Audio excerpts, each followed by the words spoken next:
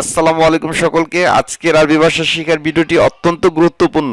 আজকের ভিডিওতে আমরা শিখব যে সকল শব্দ দিয়ে প্রশ্ন করা হয় এবং সেই সকল শব্দ দিয়ে কিভাবে বাক্য গঠন করতে হয়।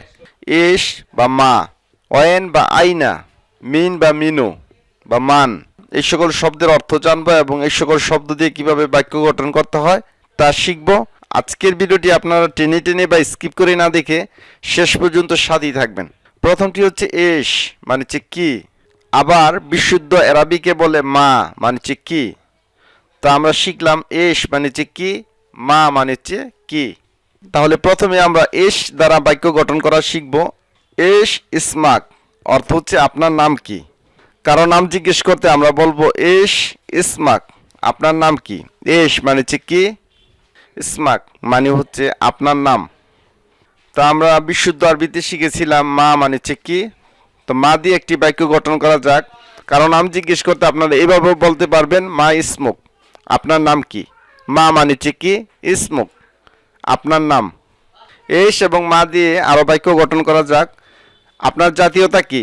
কারো জাতীয়তা জিজ্ঞেস করতে আমরা আরবিতে এইভাবে বলবো এস জিনসিয়াতুক, অর্থ হচ্ছে আপনার জাতীয়তা কি।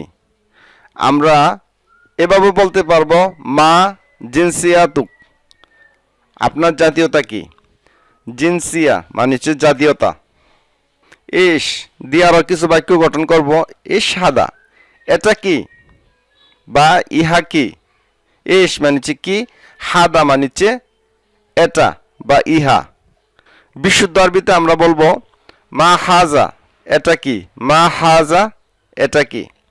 কারো পদবি জিজ্ঞেস করতে আমরা এইভাবে বলবো এস এস রুদ বা তুক, রুদ বা মানে হচ্ছে পদবি। তারপর বিশুদ্ধ আরবিকে আমরা জিজ্ঞেস করতে পারি মা রুদ বা তুক, আপনার পদবি কি। তারপর আমরা এটাও জিজ্ঞেস করতে পারি আপনি কি কাজ করেন। এই প্রশ্নটা আরব কান্ট্রিতে আমরা বেশি করে থাকি বা বাংলাদেশ থেকেও আমাদেরকে বলে থাকে আপনি কি কাজ করেন। আরবি হচ্ছে ইস্তাস্তাগিল, আপনি কি কাজ করেন। বা এভাবে আমরা বলে থাকি মা সুগুলুক, মা সুগুলুক বা মা সুগুলুকা, আপনি কি কাজ করেন। আমরা আগে জেনেছিলাম এস মানে হচ্ছে কি, আর বিশুদ্ধ আরবিতে মা মানে হচ্ছে কি। তো এখন আমরা বাক্য গঠন করা শিখব। ওয়েন মানে হচ্ছে কোথায়, বিশুদ্ধ আরবিতে বলে আইনা মানে হচ্ছে কোথায়। আপনি কোথায় থাকেন বা কোথায় বাস করেন। ওয়াইন ইনতা সাকিন, ওয়াইন ইনতা সাকিন, আপনি কোথায় থাকেন বা কোথায় বাস করেন। ওয়াইন মানছে কোথায়, ইনতা মানছে আপনি, সাকেন মানছে থাকেন বা বাস করেন। আপনি কোথায় থাকেন আমরা শিখলাম ওয়াইন ইনতা সাকেন। বা এভাবে আমরা বলতে পারি আইনা দিয়ে।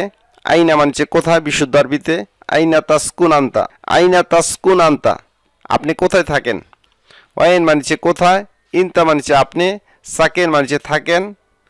আপনি কোথায় কাজ করেন আমরা দুইভাবে জানবো। ওয়াইন তাস্তাগিল ইনতা, আপনি কোথায় কাজ করেন। আমরা এইভাবে বলতে পারি আইনা তাস্তাগিল, তাস্তাগিল, আইনা তাস্তাগিল, আপনি কোথায় কাজ করেন। আরবিতে আমরা বলবো এইভাবে ওয়াইন রো ইনতা, ওয়াইন রো ইনতা, ওয়াইন রো ইনতা, আপনি কোথায় যাচ্ছেন।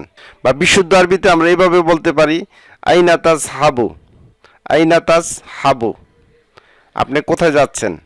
বা এভাবে আমরা বলি আইনা তাজ হাব ইনতা। এখন শিখব মিন বা মিনু বা মান দিয়ে আরবি বাক্য। মিন বা মিনু মানে হচ্ছে কে, মান মানে হচ্ছে কে। মিন হুয়া, তিনি কে। বিশুদ্ধ আরবিতে বলে মান হুয়া, সে কে।